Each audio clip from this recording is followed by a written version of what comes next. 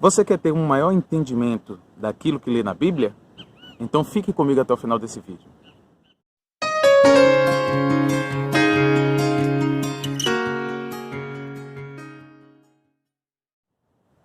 Olá, seja muito bem-vindo a mais um vídeo do canal Centrado em Cristo.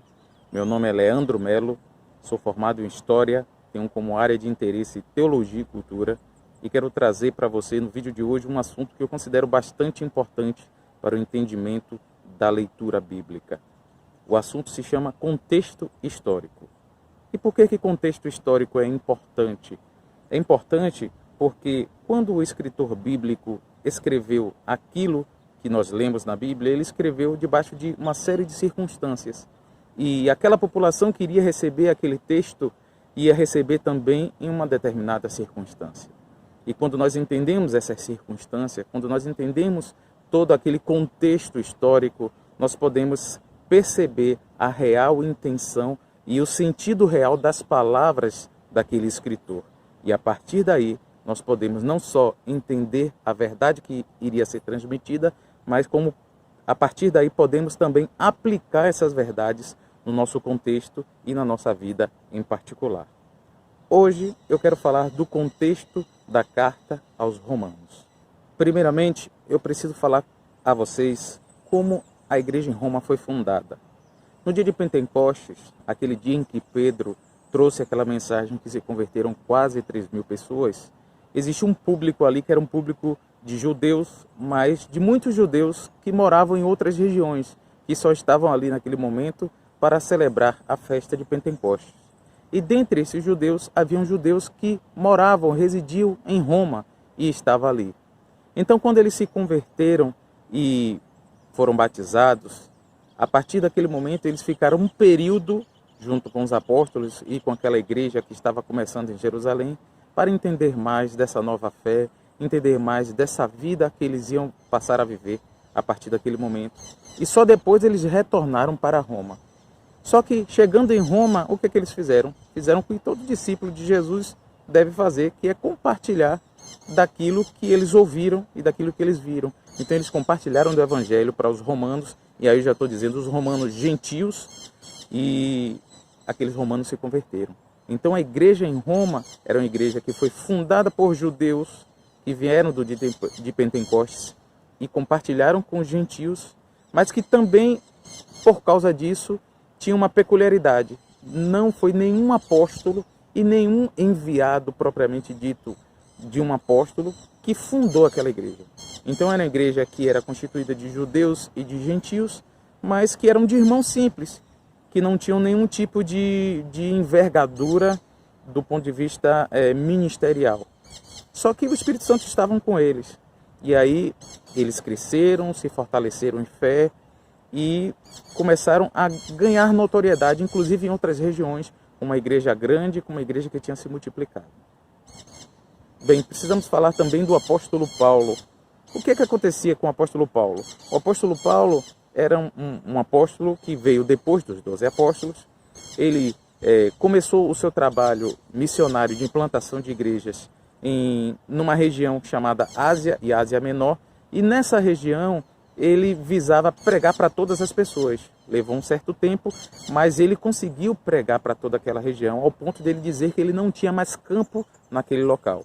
E como ele não queria se aposentar, o que ele fez? Ele pensou em pregar em um local onde nunca se havia ouvido falar do nome de Jesus. E ele pensou em pregar na Espanha. Mas a Espanha era uma localidade muito distante.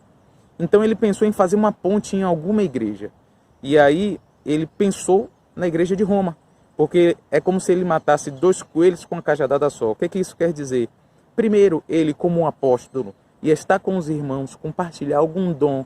E a partir daí trazer uma autenticidade apostólica para aquela igreja. Mas também aproveitar dessa igreja que já era forte e pedir, solicitar apoio deles para ser enviado para a Espanha, já que Roma era caminho para a Espanha. Então, para que ele chegasse à Espanha, ele precisava passar por aí. Mas antes ainda dele ir para a Espanha, via Roma, ele precisava fazer uma outra coisa, uma outra missão. Ele queria levar donativos para aqueles irmãos que estavam em Jerusalém e que estavam passando por necessidade. Quem lê o livro de Atos vai perceber que essa história acaba com o apóstolo Paulo sendo preso em Jerusalém e no final das contas ele chega em Roma, mas não como missionário livre, mas como missionário preso, porque ele acabou ficando em prisão domiciliar lá em Roma. Mas essa era a intenção de Paulo, era de ir para a Espanha passando por Roma. Só que tinha uma certa dificuldade nesse desenrolar do plano de Paulo. Porque apesar da igreja de Roma ser uma igreja em uma localidade gentílica, mas era composta de judeus, como eu tinha dito anteriormente.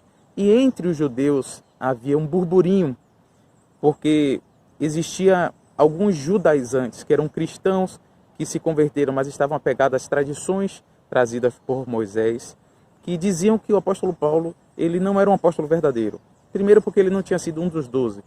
Segundo, porque eles diziam que o apóstolo Paulo ele desprezava a lei de Moisés e ensinava que não devia circuncidar e outras coisas mais. Então a fama do apóstolo Paulo entre muitos judeus era ruim. E o apóstolo Paulo sabia que aquela igreja de Roma era uma igreja que tinha judeus. E o que é que ele pensa? Ele pensa em se apresentar. Não só apresentar o seu ministério, a sua chamada, o seu apostolado, mas apresentar aquilo que ele cria, para que quando ele tivesse a oportunidade de estar com os judeus, já está em outras circunstâncias. Está com a perspectiva de que eles iam entender que o apóstolo Paulo não estava fazendo nada de errado, não estava se colocando como apóstolo de forma indevida, nem muito menos pregando um outro evangelho. Então, é nessa circunstância que o apóstolo Paulo pega a sua pena e escreve a carta aos romanos. Primeiro, a gente pode perceber que na carta aos romanos, ele começa se apresentando justamente para justificar para aquela igreja que ele não foi chamado por vontade própria, mas ele foi chamado por Deus para esse ministério. E depois a gente vê um desenvolver, a partir ainda do capítulo 1, que vai pelo menos até o capítulo 8, um desenvolver do evangelho que Paulo pregava, mostrando àquele povo, principalmente aos judeus da igreja de Roma, que o que ele pregava era o verdadeiro evangelho e que não era nada de novo, mas apenas o cumprimento daquilo que estava previsto nas sagradas escrituras, que para ele no período era o Antigo Testamento. E aí há toda uma explicação do evangelho.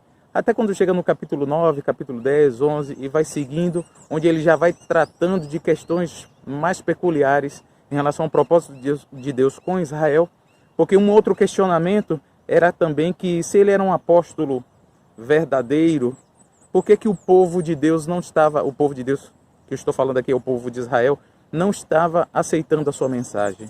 Então ele vai justificando a partir do capítulo 9 que, na verdade, o povo de Israel ele não recebeu a mensagem do evangelho de Paulo, não porque o evangelho que Paulo pregava era mentiroso, mas sim porque Deus tinha colocado um espírito de entorpecimento, um sono sobre o povo de Israel para que se abrisse a oportunidade dos gentios serem incorporados. Então, a partir dessa realidade, ele vai escrevendo e vai colocando essas palavras para que quando ele tivesse a oportunidade de estar com aqueles irmãos, ele pudesse estar em outro status, não como alguém visto como suspeito, mas como alguém que de fato era um enviado do Senhor para poder fazer aquela obra tão extraordinária. E sendo recebido dessa maneira, poderia receber de fato o apoio daquela igreja para poder compartilhar o evangelho na Espanha. Coisa que não aconteceu porque o apóstolo Paulo morreu antes. Mas é importante a gente entender esse contexto, porque entendendo isso a gente vai poder perceber o porquê que ele fala tanto de lei, porquê que ele cita os profetas, porquê que ele cita antigas escrituras, porquê ele faz defesa do seu apostolado e tantas outras coisas que estão escritas ali na carta aos Romanos. Se você gostou desse vídeo, se isso te esclareceu de alguma forma, eu vou pedir a você que você dê um like, que você compartilhe com outras pessoas. Eu pretendo fazer outros vídeos nesse mesmo formato, trazendo contextos históricos. Também pretendo fazer um podcast no qual eu vou detalhar mais essa questão de contexto histórico, para que você que está me assistindo aqui possa compreender a importância disso. Mas por hora eu encerro aqui falando dos romanos e que Deus nos abençoe e nos dê a oportunidade de falarmos mais da sua palavra e poder enriquecer o conhecimento de cada um daqueles que me ouvem. Deus te abençoe.